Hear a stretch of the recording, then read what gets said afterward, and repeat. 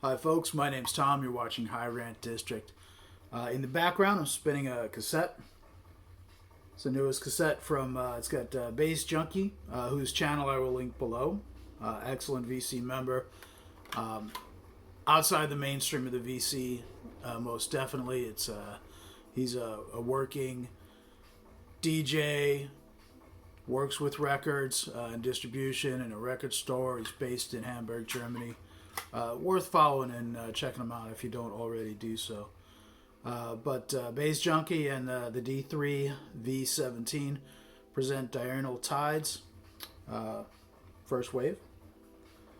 The essence of it is Baze on one side, D3 V17 on the other. It's original DJ culture, the theory being 2 decks, vinyl, and a non-fuzz mixer. We'll never stop mixing this way. Very good stuff. So, what am I talking about today? We'll see. I went to see X last night. X were playing down the road from me, walking distance from where I live. Opening band was Lost Straitjackets, which is 4 guys in luchador masks playing cover songs in, surf punk style. A lot of fun. And then X came on. Now, to step back for a moment, I've always been kind of on a, anti geezer rock thing. And by geezer rock, I mean going to see live music of people doing the same thing they did 40 years ago. And then now that, COVID's over, what are the memorable shows that I've seen since like this summer, Melvin's, geezers. Shellac, kind of geezers. And X. And, there's a part of me that goes, do you leave them in the past and here's what X, here's what they looked like in 1980. And, here's what they look like now.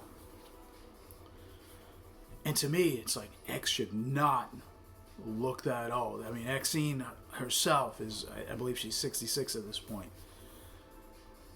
And this is the existential part. I don't know if this is an issue of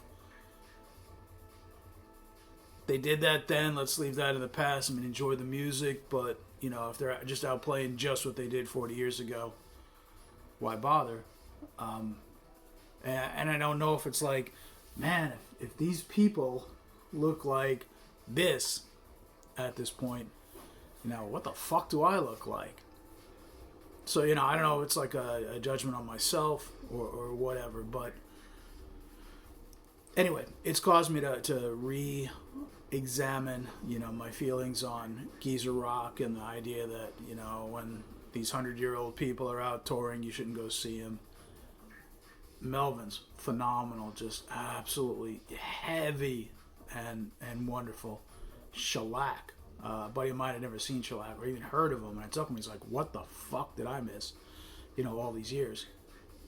Shellac were phenomenal, and then X, especially after all these years. What is it? 42 years after their first album came out, and it's all of them. It's you got John Doe, you got Xene, you got DJ Bonebreak on the drums, Billy Zoom on guitar. And Billy Zoom, he's not in that power stance that he's known for. He's sitting a lot of the time, but he's just shredding. He's just fucking amazing.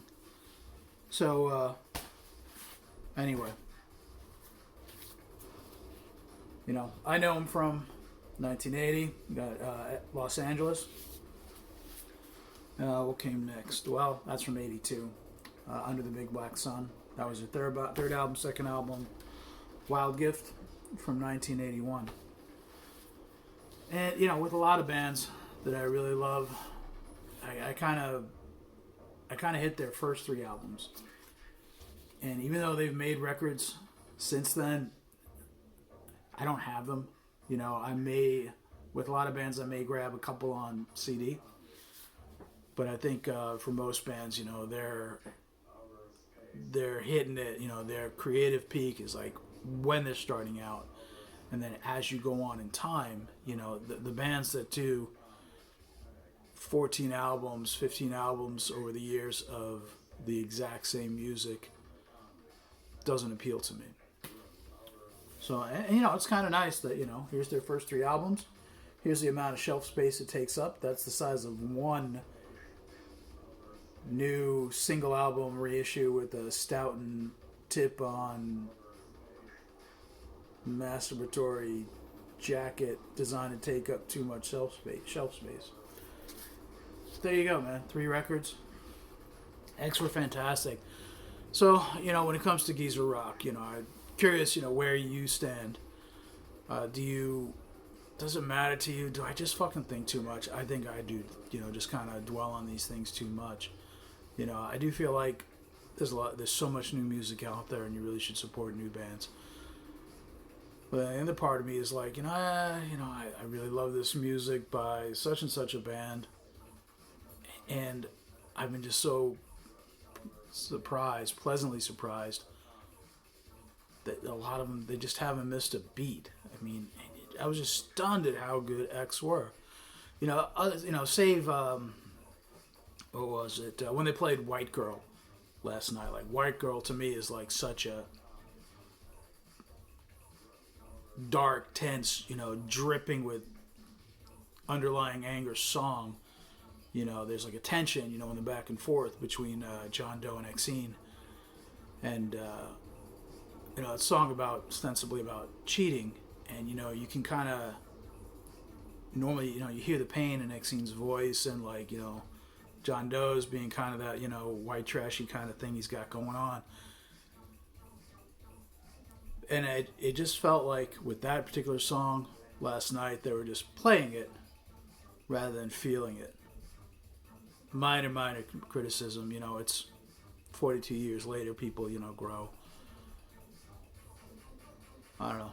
Anyway, Geezer Rock, do you guys and gals go out and Earthworms or whatever, go out and watch,